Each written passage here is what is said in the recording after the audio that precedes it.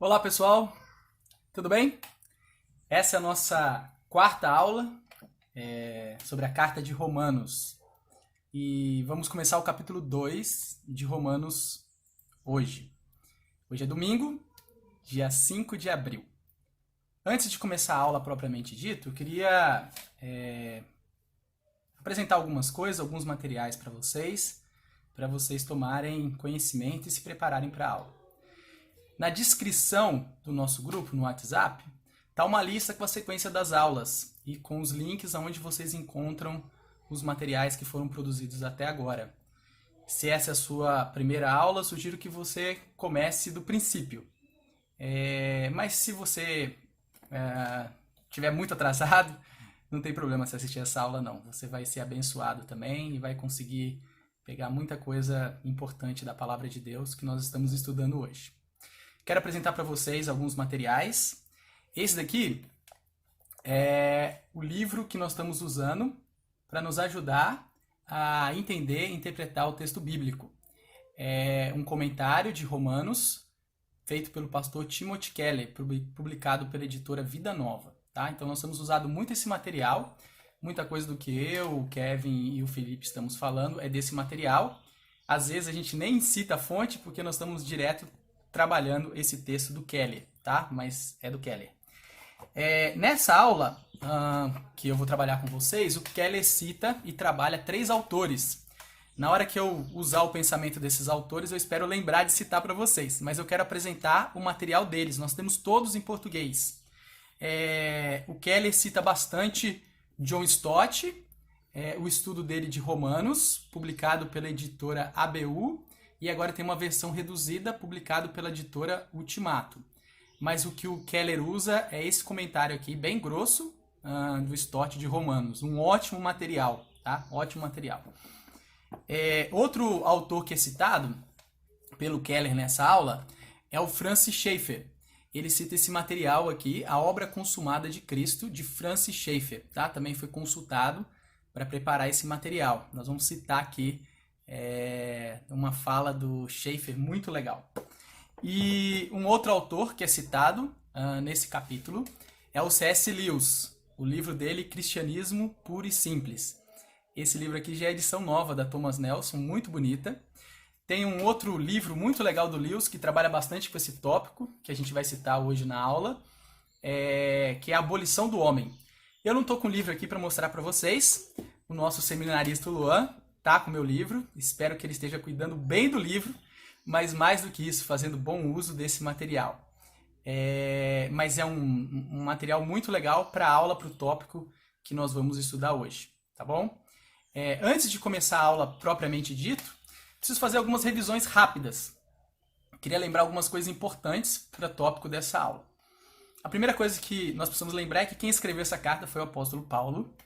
Ele tem uma intenção em mente muito clara, que é escrever para uma igreja que ele não conhece. Ele conhece algumas pessoas que estão nessa igreja, mas ele não conhece, ele não esteve em Roma ainda, e ele pretende ir para Roma se tornar como uma espécie da igreja de Antioquia, uma base para missões mundiais.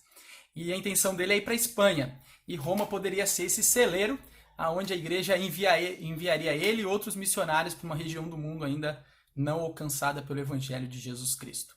Um mundo basicamente pagão nessa época. Visando isso, ele escreve essa carta com essa intenção em mente.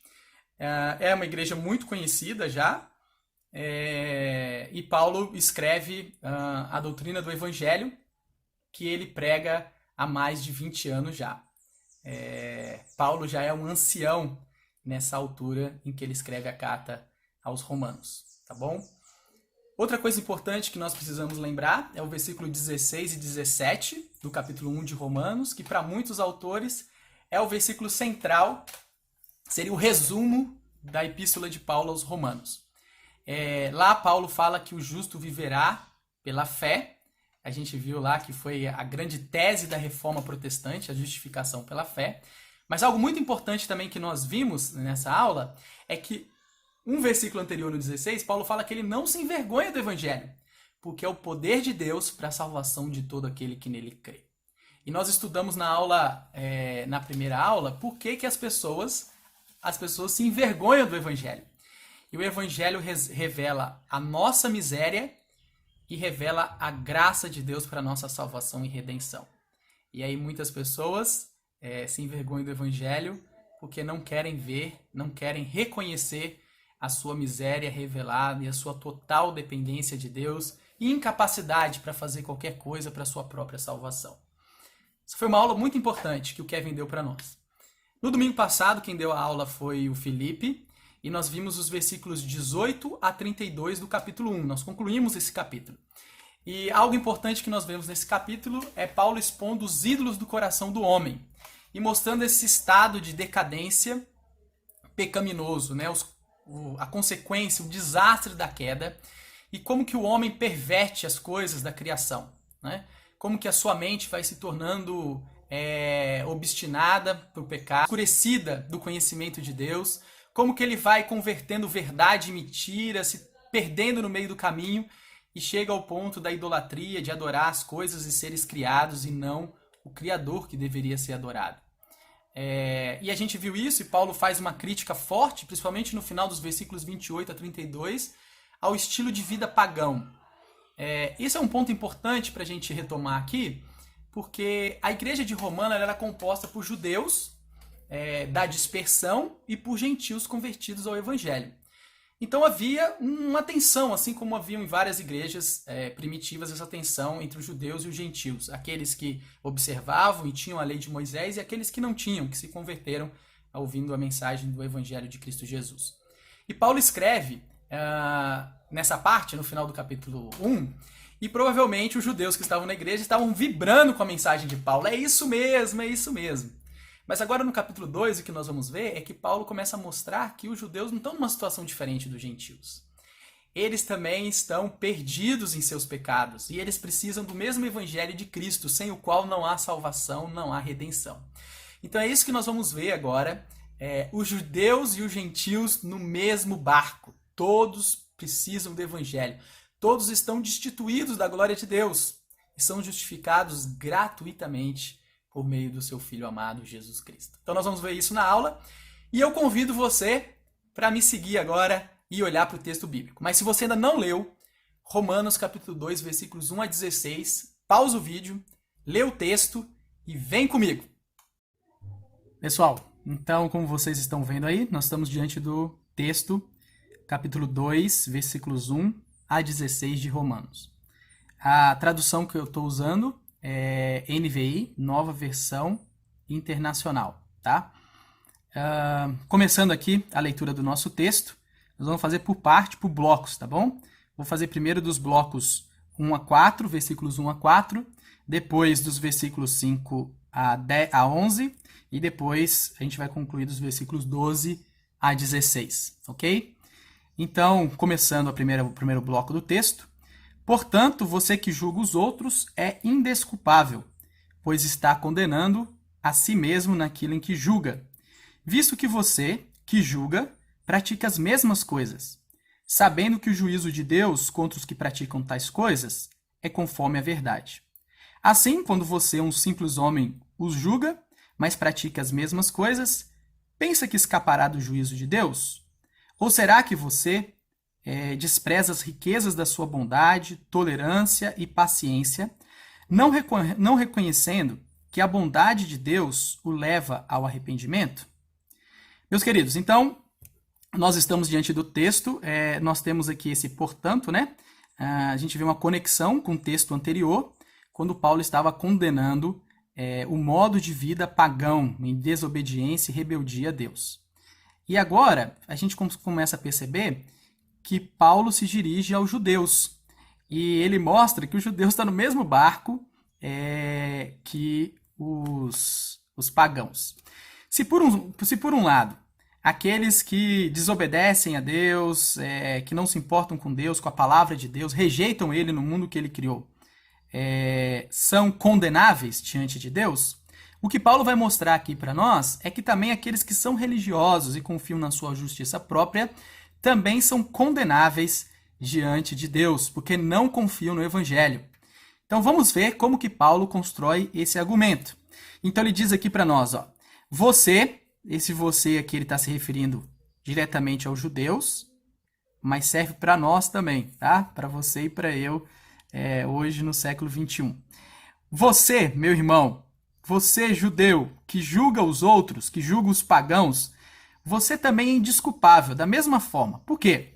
Porque você está sendo condenado naquilo mesmo em que você condena e julga as outras pessoas.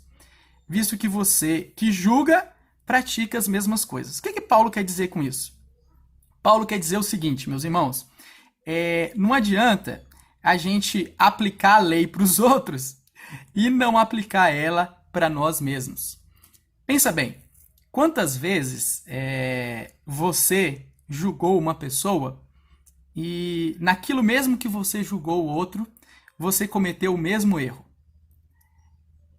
Agora, o mais incrível disso é que a forma com que você julga as outras pessoas, a firmeza, a intolerância, a condenação, para você, quando você pratica os mesmos erros, quando eu pratico os mesmos erros, nós tendemos a ser mais misericordiosos, mais clementes. Nós tendemos a nos absolver da nossa culpa, do nosso pecado. Então a gente pratica as mesmas coisas que os outros, mas o juízo, a forma com que eu julgo, é completamente diferente.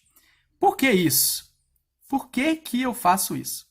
E aqui tem um insight muito legal do Francis Schaeffer. Francis Schaeffer foi um pastor presbiteriano também, do século XX, e ele é muito conhecido por ser um apologeta, né? E ele faz uma brincadeira muito legal. Ele imagina que cada um tem no seu pescoço um gravador invisível que foi colocado por Deus. E nesse gravador, toda vez que eu julgo uma pessoa, está sendo gravado. E no dia do grande juízo, quando eu estiver diante de Deus, ele vai dar play nesse gravador. E eu vou ser condenado por aquilo que eu julguei e falei os outros. Porque nem diante daquilo que eu julgo, nem do meu padrão moral, eu consigo me sair bem. Eu infrinjo ele também. Então, esse exemplo, essa metáfora, vai nos ajudar a entender aqui o que Paulo está falando na sequência. Então ele fala o seguinte: sabemos, os judeus sabem disso muito bem, inclusive os gentios convertidos, que o juízo de Deus contra essas coisas que eu condeno, ele é feito em relação à verdade. A verdade aqui é a revelação de Deus, tá bom? Mas nós temos lampejos dela no nosso coração a despeito da queda. Todos nós temos alguma noção de certo e errado. Por exemplo, todo mundo sabe que matar é errado. Ninguém pode matar o outro. Claro, salvo algumas condições extremas, né? Mas matar é errado a princípio. Então, assim, quando você, um simples homem no sentido de que não é você que estabelece o que é verdade, mas é a revelação de Deus, a palavra de Deus que mostra para nós qual que é a verdade. Quando você julga os outros e você toma aquele papel que é de Deus e você faz esse juízo, mas ao mesmo tempo ainda continua praticando essas mesmas coisas, você não consegue deixar de praticar e cumprir com excelência essa verdade. Por que você acha que você vai escapar desse juízo de Deus? Da onde você tirou essa ideia que você vai escapar do juízo de Deus? E aí, a conclusão de Paulo é o seguinte: por que então você desprezaria a riqueza da bondade de Deus, da tolerância e da paciência em retardar esse juízo para que nós cheguemos ao arrependimento?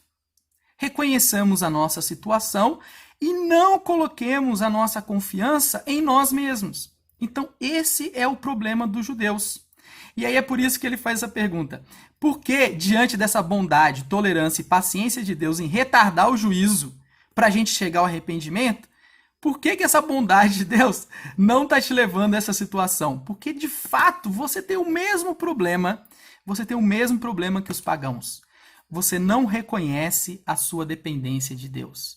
Você não reconhece que você precisa da salvação de Deus. Assim como os pagãos não reconheceram, você também não reconhece. Você acha que você consegue salvar a si mesmo obedecendo um código de normas, de leis morais, que são boas, mas eu não consigo cumprir porque eu sou pecador. O que o Lewis fala aqui para nós, que é muito legal, ele fala sobre um imperativo moral que todo homem tem dentro de si. Nós temos essas regras, esse conceito, esse lampejo de Deus dentro de nós. No nosso coração existe essa necessidade de Deus, existe uma inclinação para adoração.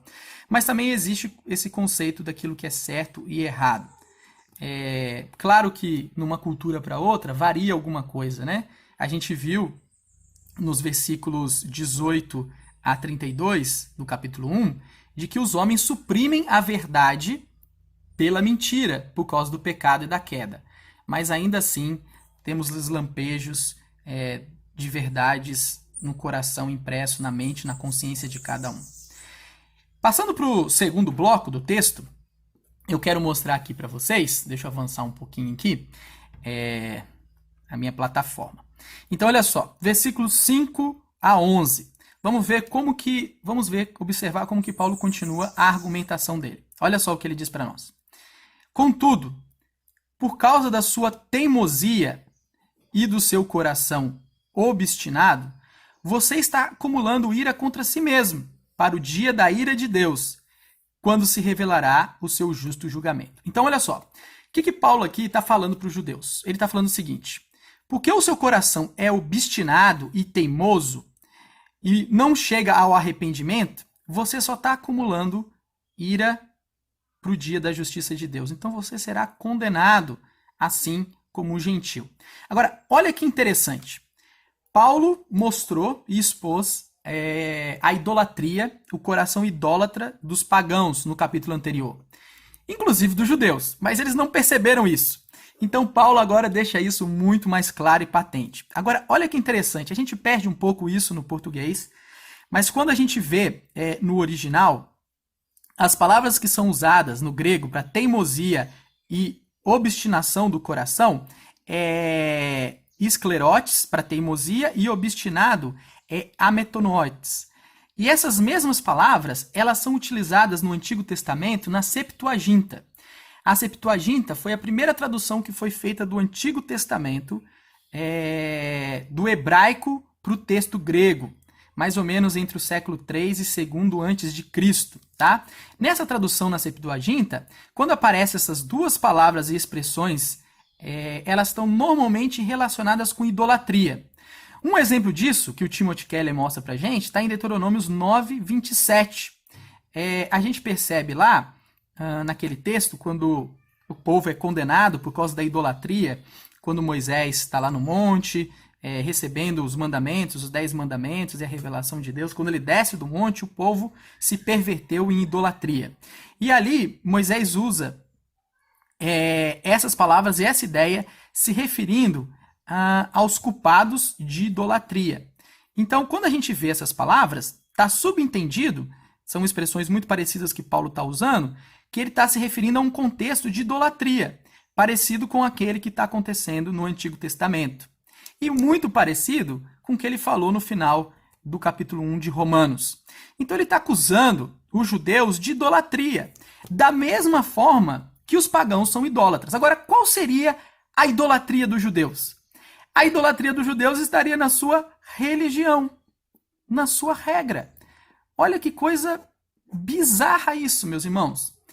A religião se tornou tão importante para eles, se tornou tão importante ao ponto de se tornar um ídolo. O que significa isso? Significa que eles tiraram o próprio Deus da religião e eles colocaram tanta ênfase na obediência das regras, dos mandamentos, e colocaram o próprio Deus em segundo plano. Um exemplo disso é o próprio Senhor Jesus condenando os judeus, quando eles fazem aquele voto de Corbã. O que significa isso? Isso significa que alguns judeus, para não cumprir o mandamento de cuidar dos seus pais, eles faziam voto a Deus de entregar todos os seus bens, seu recurso e se consagrar a Deus.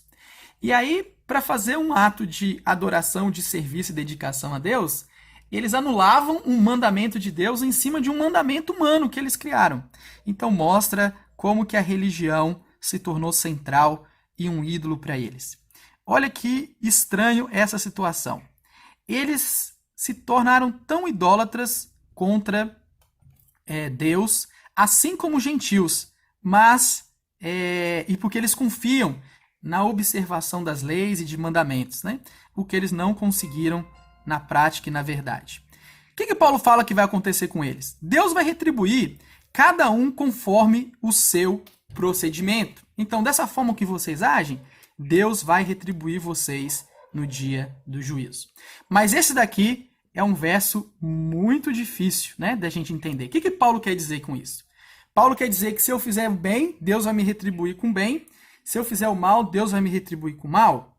Isso significa que existe uma possibilidade de salvação e de redenção sem ser por meio do nosso Senhor Jesus Cristo? É evidente que não pode ser isso, porque senão Paulo seria incoerente com o que ele falou no capítulo 1, versículos 16 e 17, que a salvação é pelo evangelho do nosso Senhor Jesus Cristo por meio da fé. Então, o que Paulo quer dizer com isso? O que vai nos ajudar a entender é que Paulo está usando uma expressão, está entre aspas aqui, porque é uma citação do Salmo 62. Se você puder ler depois o Salmo 62, você vai ver que no Salmo 62 vai ser apresentado ali dois grupos de pessoas. Um grupo de pessoas que não confia no rei, que não confia em Deus, cujo rei serve, é um povo imoral, é um povo que se rebela contra Deus, o seu reino e o seu rei. E existe um outro grupo de pessoas que descansam em Deus. Esse grupo de pessoas que descansa em Deus é o grupo de pessoas que vai receber essa retribuição segundo a sua obra de descansar em Deus. Não a sua obra para a sua salvação, mas a sua obra de confiar em Deus. Então o sentido do texto real é esse. Não é de que Deus vai retribuir para nós, se nós fizermos muitos bens nessa vida, nós vamos alcançar a salvação. Não é isso que Paulo está falando. Um insight muito legal aqui do Stott é que provavelmente a melhor forma da gente ler esse versículo seria entender assim, que Deus ele torna evidente na nossa vida a nossa fé através das obras boas que fazemos. Mas não que essas obras boas são a nossa justificação, mas que essas obras boas que nós fazemos, elas são a consequência de uma vida de gratidão e obediência a Deus pela salvação que Ele nos deu. Continuando, do versículo 7 ao 11, Paulo vai trabalhar o texto numa forma em que era muito comum para os judeus, o que nós chamamos de paralelismo, né? Ele vai pegar a mesma ideia e ele vai repetir ela algumas vezes, e ele faz isso num formato de quiasmo. Quiasmo é o seguinte: ele vai pegar o versículo 7 e vai reafirmar ele e relacionar ele diretamente com 10. E o versículo 8 com o versículo 9, formando um grande X, né? Que é a letra do grego, da onde sai essa ideia de quiasmo, tá bom? Então vamos ver aqui no texto para ficar mais claro. Ele fala assim, ó: Deus dará vida eterna aos que, persistindo em fazer o bem, buscam a glória, honra e imortalidade. Mas haverá ira e indignação para os que são egoístas, que rejeitam a verdade e seguem a injustiça. Haverá tribulação e angústia para todo ser humano que pratica o mal, primeiro para o judeu e depois para o grego. Mas glória, honra e paz para todo o que pratica o bem, primeiro para o judeu e depois para o grego. Então presta atenção o que Paulo está fazendo na construção do texto. Ele está mostrando que dois grupos, dois tipos de pessoas. O primeiro grupo de pessoas, que ele vai dar a vida eterna, e aqueles no qual haverá tribulação, angústia e destruição, castigo, morte. Esses dois grupos de pessoas. Esse grupo primeiro de pessoas, do versículo 7, se relaciona com o versículo 10. Lembra que eu falei do X aqui, do quiasmo, né? E o versículo 8 se relaciona com o versículo 9. Então, se a gente lê esses versículos juntos, nós vamos entender melhor o que Paulo está falando. Ele diz assim, ó: tem um grupo de pessoas que ele dará a vida eterna aos que persistindo. Então dá uma ideia de um estilo de vida, né? Que estilo de vida é esse? Um estilo de vida naqueles em que procuram fazer o bem. Por que eles fazem isso? Porque eles estão buscando glória, honra e imortalidade. Se Deus dá vida eterna para eles, é porque eles estão buscando isso no próprio Deus. O versículo 10 ajuda isso a ficar mais claro. Olha só. Glória, honra e paz para todos os que praticam o bem, sem acepção de pessoas. Pode ser judeu, pode ser grego, pode ser quem quer que seja. Lembra que nós falamos no versículo 6, em que Paulo está mostrando de que as obras não são a base da salvação, mas as obras são a evidência da salvação, a evidência da nossa fé em Cristo. Então, aqueles homens que vivem uma vida coerente com a sua fé em Cristo Jesus, elas dão frutos. Jesus fala que ele limpa essas pessoas para que elas deem fruto e fruto em abundância. Então, são pessoas que persistem nessa prática das boas obras, na prática do bem. Essas pessoas vão encontrar o que elas estão buscando, o que toda a humanidade busca: glória, honra e imortalidade. Mas como que ela vai encontrar isso? Em si mesma? Não, no próprio Deus. Deus dará isso para elas. O próprio Deus concederá isso para elas. O outro grupo de pessoas é o inverso. Esse outro grupo de pessoas, eles vão receber ira e indignação. Por quê? Porque são egoístas. Porque eles não vivem na prática do bem. Porque eles rejeitam o que Deus ensina. Eles rejeitam a verdade de Deus e seguem na injustiça. Eles rejeitam a Deus e seguem na prática do mal para com o próximo. Para esses haverá tribulação e angústia. Gente, o que Paulo está mostrando aqui para nós é que cada um vai receber aquilo que busca, a forma com que vive. Nós vimos isso na aula anterior, né? O Felipe mostrou isso para nós, né? É como se Deus respondesse a nossa oração, né? Seja feita, então, a tua vontade. Então, esse é o problema dos judeus e dos gentios que rejeitam a Deus. Agora, tanto judeu e tanto grego estão na mesma situação, no mesmo barco. Tanto para receber glória, honra e imortalidade, vida eterna, quanto para receber ira, indignação, angústia, né, sobre aqueles que praticam o mal. Por quê? Porque Deus não faz distinção de pessoas. Não há parcialidade em Deus. Ele vai julgar todos da mesma forma. O julgamento de Deus é justo, né? É isso que Paulo está mostrando para nós. Vamos para o próximo bloco, versículos 12 a 16. Diz assim: todo aquele que pecar sem a lei também perecerá. E todo aquele que pecar sobre a lei, pela lei será julgado. Porque não são os que ouvem a lei que são justos aos olhos de Deus, mas os que obedecem à lei. Esses serão declarados justos. De fato, quando os gentios que não têm a lei praticam naturalmente o que ela ordena, tornam-se lei para si mesmos, embora não possuam a lei, pois mostram que as exigências da lei estão gravadas em seu coração. Disso dão testemunho também a sua consciência e os pensamentos deles, ora acusando-os, ora defendendo-os. Meus irmãos, esse texto, em que Paulo agora finaliza essa tese dele, ele está dizendo o seguinte: todos temos um sentido interno de que há certo e errado. Eu já comentei isso com vocês. Nós vimos nos versículos 1, 28, que os gentios, eles desprezavam o conhecimento de Deus no coração deles. Eles negavam isso.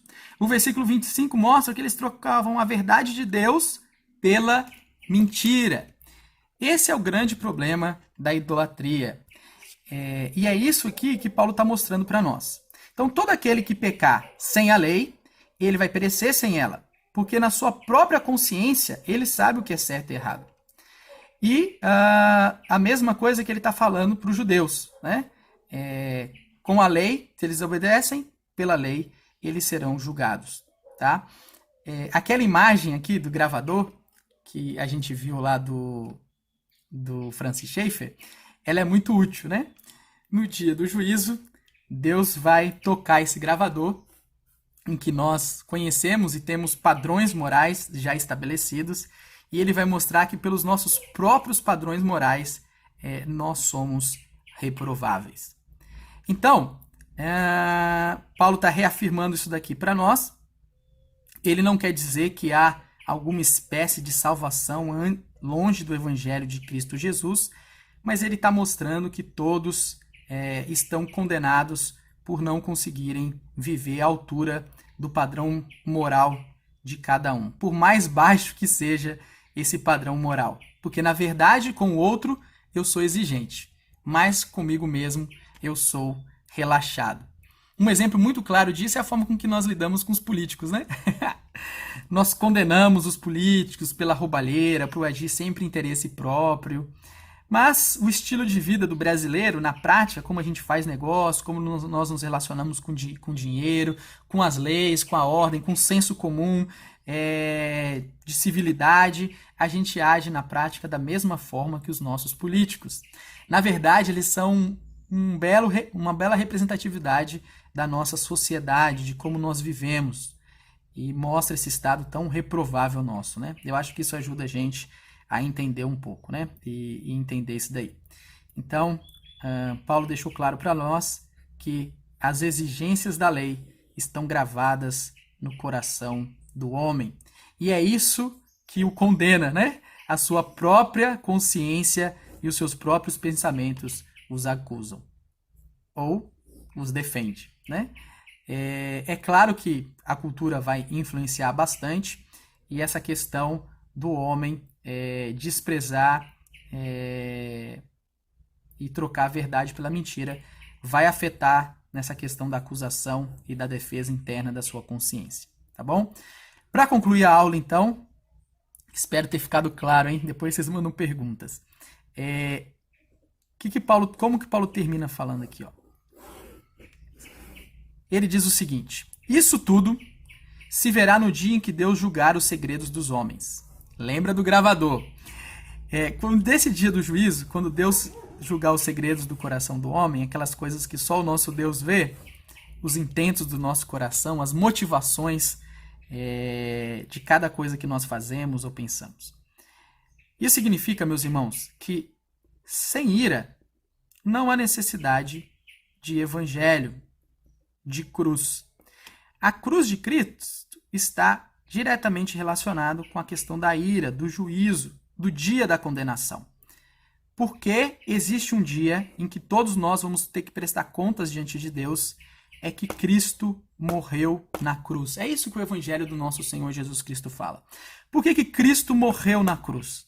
Cristo morreu na cruz para nos absolver, nos perdoar, nos redimir dos nossos pecados, para que no dia da ira não venha essa terrível condenação sobre nós. Ela já foi sobre Cristo na cruz do Calvário.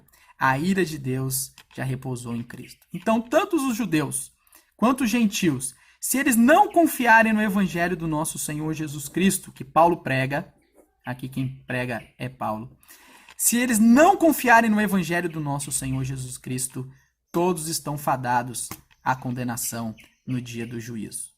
Mas nós confiamos na cruz do nosso Senhor Jesus Cristo. Nós confiamos na obra dele na cruz, naquilo que ele fez por nós.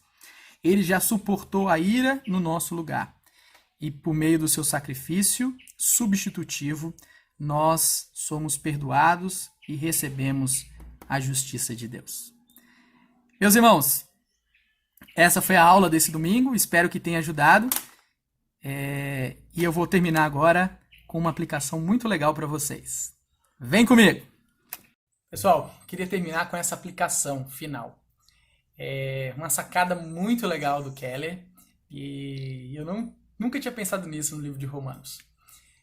Keller olha para o capítulo 1 de Romanos e para o capítulo 2. Nós ainda não estudamos todo o capítulo 2 de Romanos, só metade. Teremos a aula com Kevin na semana que vem. Mas, ao olhar o capítulo 1 e o capítulo 2 de Romanos, ele compara isso com a parábola do filho pródigo, a parábola do filho gastador, esbanjador, né? E ele faz isso olhando o capítulo 1 como se fosse o filho mais novo, final do capítulo 1. E o capítulo 2, o início dele, como se fosse o filho mais velho daquela parábola. O filho mais novo, nós sabemos que ele é um materialista, né? Um cara que se afasta, né, do pai, do amor do pai, da casa do pai. É um homem irreligioso, né? Um cara que gasta a vida, os bens, os recursos com prostitutas, entrega a sua vida a todos os desejos do seu coração, um homem completamente perdido. E é o que mostra o final do capítulo 1, né? Do livro de Romanos. Agora, uma coisa que às vezes passa despercebido nessa parábola é que o filho mais velho ele está tão perdido quanto o filho mais novo. O filho mais velho está tão distante do amor do pai, do relacionamento do pai, como um filho mais novo. Embora ele não tenha gastado tudo, embora ele continue na casa do pai, embora ele continue trabalhando, ele está apoiado e ele confia na sua moralidade, na sua capacidade de obedecer regras e leis. E ele fica injuriado, se sente injustiçado, inclusive quando ele vê o seu irmão voltando arrependido e tendo a sua vida restaurada. Esse é o problema do filho mais velho. Ele confia em si mesmo, ele confia nas leis, nas regras, na sua moralidade. E nós acabamos de ver no texto que isso não nos leva a lugar nenhum, mas só a perdição e a ruína. Nós precisamos confiar no Evangelho do nosso Senhor Jesus Cristo. E é isso que Paulo faz no capítulo 2 de forma muito bonita, de forma perfeita, que nós vimos nesses primeiros 16 versículos do capítulo. E aí fica uma pergunta para nós. E é a pergunta que eu coloquei na aula. Você se enxerga como o filho mais novo, como o filho mais velho? Na verdade, os dois filhos estão perdidos. E nós precisamos confiar no Evangelho do nosso Senhor Jesus Cristo. Nem viver como filho mais novo, nem viver como filho mais velho. Não confiar em nós mesmos, não confiar em nossa justiça, não confiar em nossa religiosidade, nas nossas práticas, mas confiar no Evangelho do nosso Senhor Jesus Cristo. E persistir nas boas obras, numa vida cristã que busca a excelência, ao exemplo de Cristo, mas não porque nós confiamos nisso, não porque faremos isso de forma exemplar, não porque alcançaremos uma vida perfeita, mas porque fazemos isso em gratidão, em temor e obediência ao nosso Deus. Um abraço.